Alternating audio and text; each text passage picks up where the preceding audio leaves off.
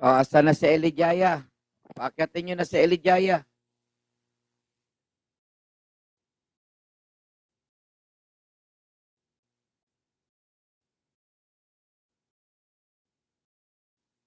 Bira and live agad. Pambira ka eh. Alam ko, alas 2 ka natutulog. O sige, 3 minuto. Sino mauuna?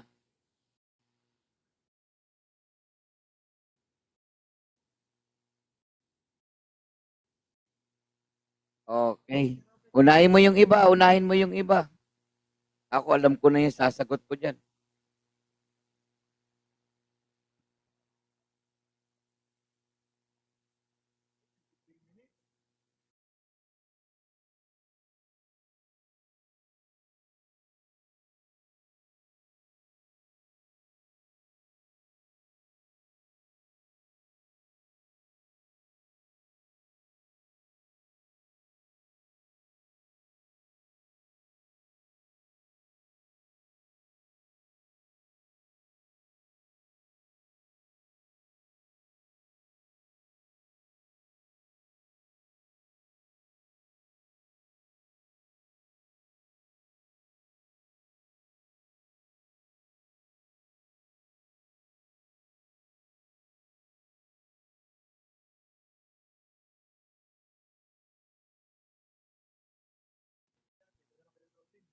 Ayon. Doon sa tanong ni Thompson, sa Diablo ba yung mga kumikilalang Diyos kay Kristo? Eh, ang liwaliwanag naman ng sagot. Talata pa yung isinagot eh. Ano ang mahirap sagutin doon at sino nagsasabing paiwas? Eh di yung mga taong naniniwala na tao si Kristo, yun ang katotohanan. Yung kasinungalingan na meron sa Diablo, yung mga nagtuturong Diyos si Kristo. Hindi pwedeng sagutin agad ng kadyo sa demonyo, eh di palilitawin ni Thompson sa mga tao doon o sa demonyo daw tayo. Di parang lilikha siya ng pagkakagulo at away-away kapag sa bibig ni Kadyo Ventilasyon, nangyari yung sagot na yon. Kaya ang isang matalino na nakikipagdebate, hindi mo sasagutin na sa Diablo yon. Eh kung gamitin yon at sinabihan, mga tao, Diablo raw tayo, ano na mangyayari? Di ba? Gagamitan mo ng kaunting talino sa pagsagot. Kaya nga ang sabi ng Biblia, maliwanag, si Kristo ay nakarinig ng katotohanan sa Diyos. At ang sinasabi ni Kristo, siya'y tao. O, ngayon, hindi nyo ba nauunawaan yon? Kayo'y sa inyong amang Diablo. Kaya nga, kapag ang pag-uusapan, ang pagiging Diyos ni Kristo, ang dami niyong paliwanag eh. Ang dami niyong kailangang ipaliwanag. Di ba? Ipinanganak si Kristo. May ipinanganak kayong Diyos? Meron kayong baby Diyos? Napakahirap intindihin ba ng sagot na nasa talata ng Biblia? Magkakarugtong naman eh. Di ba? 40, 41, 42, 44. Ang Diablo, yung totoo, kasinungalingan yun. Yung kasinungalingan, totoo sa Diablo yon. Kaya nga, kayo'y sa inyong amang Diablo. Yun ay private, public debate. O ngayon, private tayo. Ako tanungin mo, oo, sa demonyo ka, Thompson eh. O kilala ba ako ni Thompson? Hindi. Eh, demonyong SDI eh. O paano ngayon yan? Hanapin nyo ngayon, manggigigil kayo sa akin. Naunawaan nyo ba kung bakit ganon ang sagot ng isang debate, debatista ng isang ministro? Public yun eh. Sa Diablo nga eh. Marirestrict na naman ako eh. Kaya nga nung tinatanong siya kanina, hindi ko sinabi yon. Wala akong sinabing ganon. Mamaya, nasabi ko pala. May nasabi pala akong ganon. O ngayon, sino ngayon ang sasabihin ninyong totoo na nagtuturo? Inaaglahi ba namin ng Panginoong Hesukristo? Hindi naman eh. Panginoong Hesukristo nga eh. Di ba? Tagapagligtas, tagapamagitan, sinasamba. Ano nirereklamo nyo? O, kayo nga, sinamba nyo si Kristo, kaharap yung kahoy, naging kamukha ni Kristo, may negro pa, meron pang hubad, may binihisan. Tapos sabihin nyo, kami mali. Di ba? So, yun lamang po, para naman, nakakaya naman sa'yo, matutulog ka na eh. Maraming salamat. Honest opinion lang yun. Di ba? Tama naman sinabi ko. Kasi audience yun eh. Pag sinabi na direct, assault yun. Yung mga tao nun, pwedeng sabihin ni Thompson, sa Diablo raw mga naniniwalang Diyos si Kristo. Di ba? Asan dyan si Elijah, yung MCGI na magbago na daw kami, kailangan daw mag-MCGI, Iglesia ng Diyos. Asan kayo? Kaya lang, matutulog na to si vieweriste. Pag kayo magko-comment lang, puro yabang lang kayo, wag na kayo mag-comment ng comment. Hindi naman pala kayo uubre. Ayos ba, viewerista?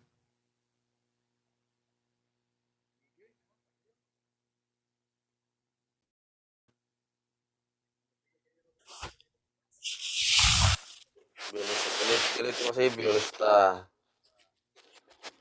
Di ba? Ano ba, Robin? Ano? Anong Ano rin? sabi mo? Hindi ko narinig sinasabi mo eh. Para kang kagigising lang na hindi malaman kung may hangover pa. Ayusin mo boses mo. Tingnan mo, mapanghusga ka talaga, Robin. Wala kang...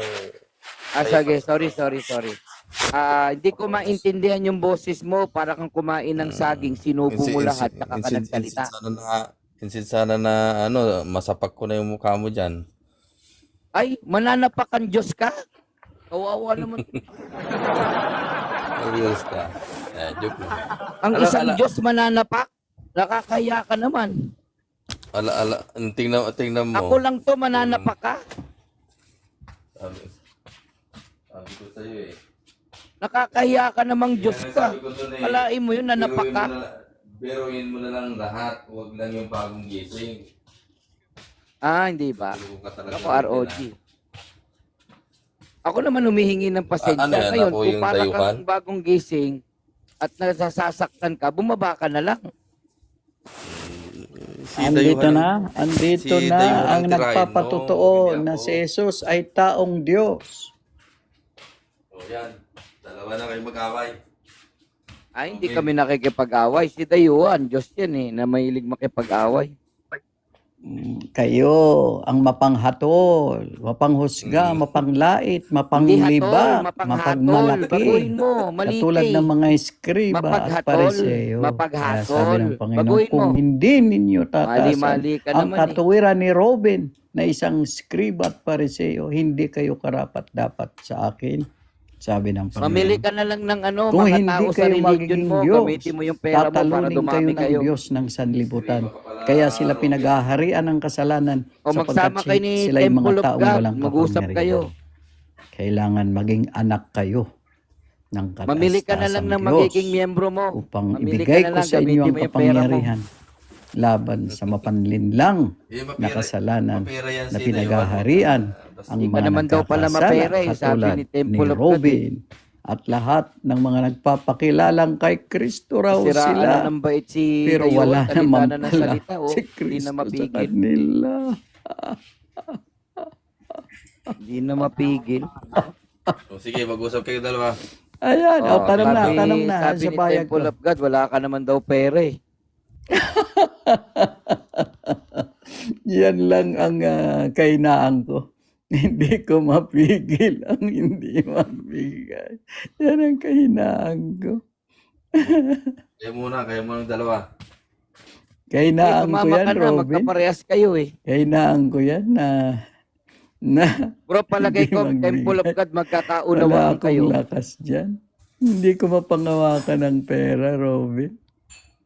Bigyan mo kasi ng pera Usap kayo ni Hindi Temple of ko God, talaga parehas kayo may magawa. tama eh. Hindi ako makatulog na may pera ako. Sabi ko, anin ko to. Dapat pala ito sa akin. Ang kayamanan ko ay yung ibinibigay, hindi yung inahawakan ko. Wala yan, si Blaster. Katolikong pulpul din yan. Hindi laling alam sa Pero akin. kakampi ko ang ANC sa mga nagpapakilalang Kristiyano na Diyos daw si Jesus, kakampi ko ang ANC. Kasi Hindi, ang iba Diyos yun. ng mga Yung INC nagkakasala. reform yun, dayuhan. walang kapangyarihan. Kung Diyos si Jesus, bakit pinabayaan sila sa pagkakasala? O bakit kakampi ko ang ANC? Pero ang sabi ni... Kasi si Gusto mo Kristo bang ay marinig tao yung stand namin tungkol sa na nabigyan pagkakasala? ng kapangyarihan katulad Ano namin, sabi niya, kapatid, no? ang Ni- tama, ni kapatid, Joselito? katulad, at ang ama Si ko ay Kayo Kristo muna ay ni Diyos Temple of din, God sabi mag-usap. niya eh, Sabay-sabay na tayo. manlalala. Tatlo eh. Usap muna kayo. Ang problema lang kay Robin, ang katuwiran, sa laman, nagkakasala pa raw siya. Masarap paluin itong Robin ito. Ano nito, dalawa. Nakakatuwiran sa Susilito, sarili. Magkaibang Imbis na sa paniniwala. iglesia. Magkaibang paniniwala. Si Robin saka si Joselito. Si Joselito, pumayag na siya. Si Kristo din ay Diyos. Ganon. Gusto mo yung magkakaibang paniniwala? Eto, bigyan kita ng Melchor Dalawa kayong Manalili. dalawa.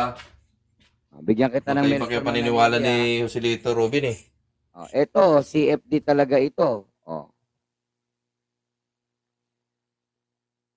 Yan.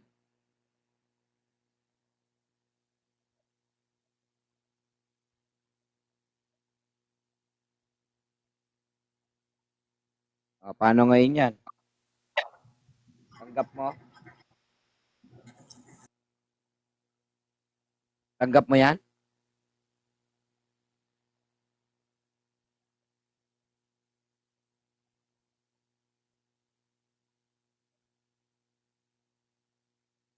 Tanggap mo? Marinig eh. Paano yan? Okay, paparinig ko sa'yo. Iano ko lang yung audio. Yan. Siguro naman maririnig mo na to. Sabi sa Bible 9, si Maria ay tunay na Diyos. Bible 9, si Maria ay tunay na Diyos na ina ng Diyos. Bible 9, si Maria ay tunay na Diyos na ina ng Diyos. Bible 9, si Maria ay tunay na Diyos na ina ng Diyos.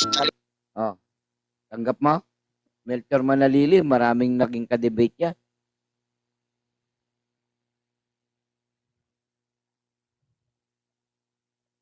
Tanggap mo? Hirap sa'yo, sabi bigay ka niya? ng bigay kay taga Carlos. Gusto mo si Nomi na naman. O gusto mo si Boy Letra. Ipaputol-putol yan, Robin eh. Ikaw Uy, talaga. paputol-putol. Hindi Meron talaga. ng katisismo na ang bilang. Pakinggan mo maigi 509 daw. Dito sa Bible 9, si Maria ay tunay na Diyos. Si Maria ay tunay na Diyos. 9, si Maria ay Bible 9, si Maria ay tunay na Diyos. Bible 9, si Maria sa Bible 9, si Maria ay tunay na Diyos na ina. Pakita ko sa yung 509. Gusto mo? CCC? Sige. Sige. Para gamit ka ng gamit ng taga Carlos pa eh. Ito. Katisismo. 509 daw Para naman matuto ka. Ikaw matuto. Dapat ikaw matuto. Mary. Makinig ka muna. Hindi ko pa. papakita kapag pinapakita ko, tas sasabat ka. Pwede na? Siko ka ng siko eh. Pwede na? Sige. Tahimik ka na. Pagka hindi ko papakita na. Ayan tahimik ka na. Mary is truly Mother of God. Since she is the Mother of the eternal Son and God made man, who is God Himself. Linaw. Ano ngayon yan?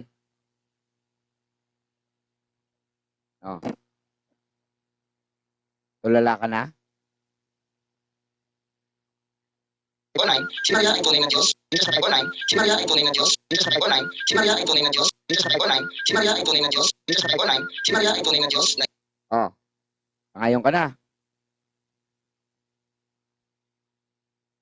Sabi ko sa'yo, iba-iba kayo ng paniniwala eh. Haharap pa sa akin si taga Carlos. Huwag ganun. Si taga Carlos, papuntay mo rito, usap kami. Diba? Yung aral ninyo ng Catholic, tsaka yung aral ni Dayuhan, pag-uuntugin ko lang yan.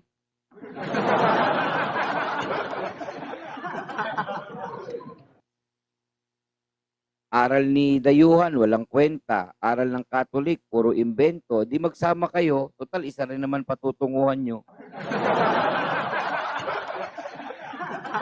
Sama-sama na, get together para malakas. Iba pag may pinagsamahan.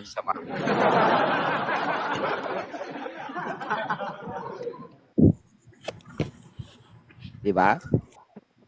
Sama-sama na kayo, isa lang naman patutunguhan nyo eh.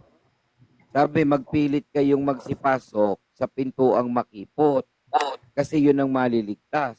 Di ba, Kapag ka Robin, pumasok kayo sa invento rin yung pintuang aral ni maluwang, yan na yung papasok Diba? yung Katoliko, papasok sila Robin. Dayuhan, yun yung maluwang. Teka, makipot ang pintuan namin. Lahat kayo nagkakasala. Di ba, Robin? Invento rin yung aral ni, Usap muna kayo ni Dayuhan para kung magsasama na kayo, sa usap muna kayo. kasalanan, Na walang ako. makakapasok na Usap may muna kayo. kasalanan. Anghel.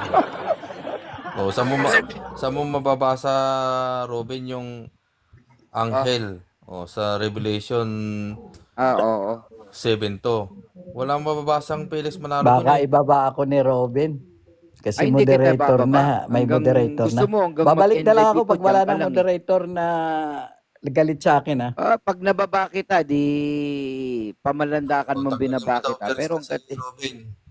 ano yung Temple of God? Baka makabawi ka. Sabi mo, imbento yung aral ng Katoliko. Sige. Bakit hindi ba imbento rin si Felix Manalo? Di ba? Hindi invento Tabla na yun. tayo. Sumasagot ako eh. Hindi nga Ba't sa nagkakaganyan Revelation ka? 7 wala namang Felix Manalo doon. Paano Di pa maging sasagutin mo na ako.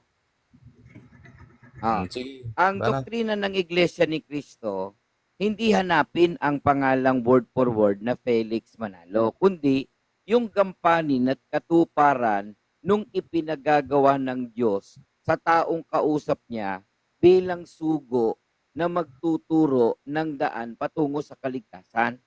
Ngayon, ang batayan namin, mga talata, Apokalipsis 7:2-3, Isaias 41:9 hanggang 3, 43:5-6, 1:16. So may batayang talata, hindi para hanapin ang word for word na Felix Manalo. Ngayon, ang sabi nyo naman sa CCC nyo, si Maria ay Diyos. O saang talata naman yan? Di mo kaya, no? Kung ako sa'yo, matulog ka na lang. Mayroong talata yan, Robin. Kita ka, Kinapot Robin. na nga kita eh. Ano yan? Gusto mo sa diwa o sa talata? Sige, dun muna sa talata. Si Maria ay Diyos.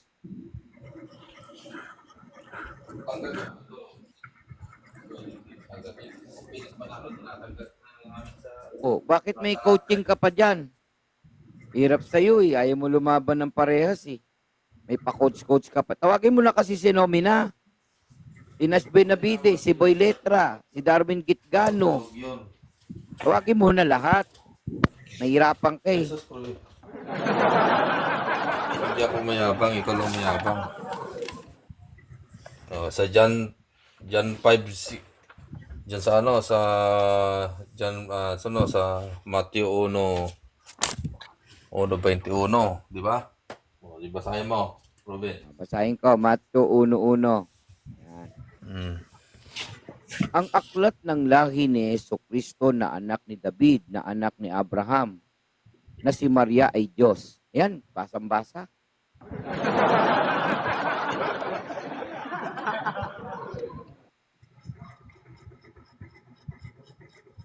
Nakita mo na, Diyos si Maria.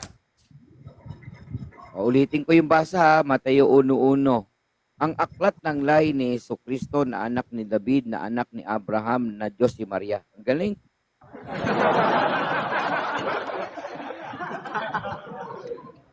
Mali yun. Mali ba? Sino mali? Pagpasa mo. Ikaw nagbigay ng Mateo 1:1, nagbasa lang ako eh. Matthew 21, sabi ko. Matthew Pagkabigigan talaga minsan. 1:21. 1:21. At siya'y manganganak ng isang lalaki, at ang pangalang Hmm. itatawag mo sa kanya'y Jesus, sapagkat ililigtas niya ang kanyang bayan sa kanilang mga kasalanan. Kaya, Hmm. Diyos si Maria na ina ni Jesus. Amen? Amen. O di, naunawaan mo na yung diwa. Na Diyos si Maria? Mm. Naunawaan ko na. Naunawaan mo na. O, sige, ikaw naman. Naunawaan ko na na mali yung aral niyo. Ako si Felix. Sige, sige.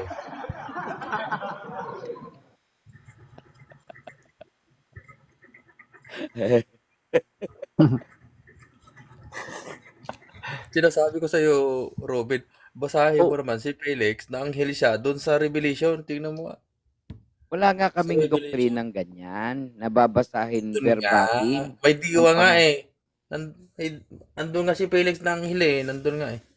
Basahin mo sa Revelation. O sabi mo kanina wala, tapos nandun pala. Ano ba talaga yung Kaya totoo sa nga, estad mo? ididiwa natin. Ididiwa. Ididiwa. Oo, ididiwa Anong natin. talata yung ididiwa natin? Doon sa Revelation, Ano? City 2. 7:2. Ididiwa. Ididiwa natin ha. Sige, paliwanag mo yung 2. Ikaw nga magbasa dyan dahil andyan ka na. Okay. At nakita ko ang ibang anghel na umaakyat mula sa sikatan ng araw. Sa aklat ng Apokalipsis, sa pangunawa diyan, mayroong symbolikal at mayroong literal. Yan ang Oo. tinutukoy na ibang anghel, hindi anghel sa likas na kalagayan na espiritu, kundi yan ay sa tungkulin o gampanin.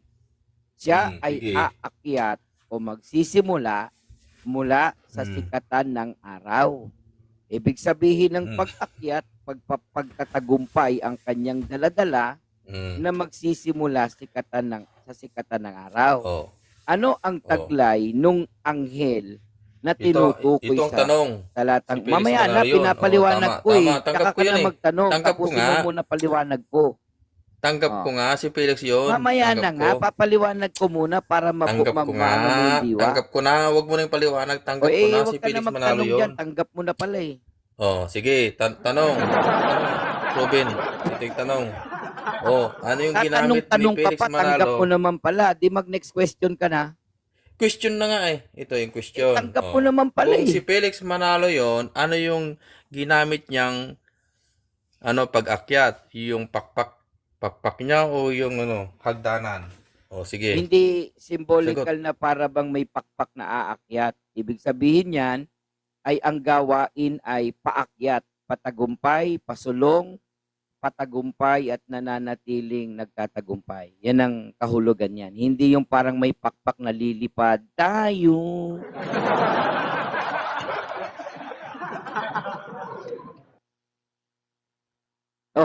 Gusto mo, ipatuloy ko na yung paliwanag ko para matuto ka. Yan. Taglay niya ang tatak ng Diyos. Ibig sabihin, ipinahintulot ng Diyos na gampanan ng ibang anghel na tagumpay ang gawain na magsisimula sa sikatan ng araw. Yung tatak Sige, ng sige. Diyos na buhay, Ito yung sumisingit ka na, hindi mo na kayang tanggapin. Oo nga, tanggap ko na nga eh. Anong pinagtatak ni Felix? Next question ka na, pinagtatak niya? tanggap mo na pala eh. Oo nga, anong pinagtatak nga? Sige. Anong Ang pinagtatak niya? Espiritu Santo sa pamamagitan ng pangangaral ng Ebanghelyo. Sapagkat ang gampanin ng kapatid na Felix Manalo para mangaral ng mga salita ng Diyos. Bakit hindi ka ba nangangaral ngayon? Ibig sabihin wala kang tatak? Ikaw talaga, Ruben. Nagsishare lang ako ng aking natutunan. Umayos ka. Binabahagi ko lang sa iyo mula doon Tinatatakan sa mo na si Biorista? Sumasabay ka na? Sumasabay ka na? Siyempre, tinatanong ko kung anong pangtatak mo. Aral. Di, nangangaral ka na. Hindi Di ba, na Rob healthy Biorista, tama ba? discussion. Nagtatanong ka, sumasabay ka na sa sagot. Kasi nga, tatak ka mo yung pangangaral. Ulitin mo. Ulitin mo kung ano, pagka ano yung ginawa ni sumasagot ako, Felix. sumasabay ka, hindi na para Oh, sagutin ka. sige. Ayaw mo namang sumasabay ka, paano ko sasagutin ng bat-in ka ng bat-in? Kaya nga, sige, paliwanag mo yung tatak. Sige, tatak. Yung tatak na lang. Taglay ang tatak ng Diyos na buhay. Ang tatak na tinutukoy sa talata, Espiritu Santo. Para magkaroon ka ng kaunawaan na yan ay tatak na Espiritu Santo, magkakaroon ka niyan kapag ipinangaral sa iyo yung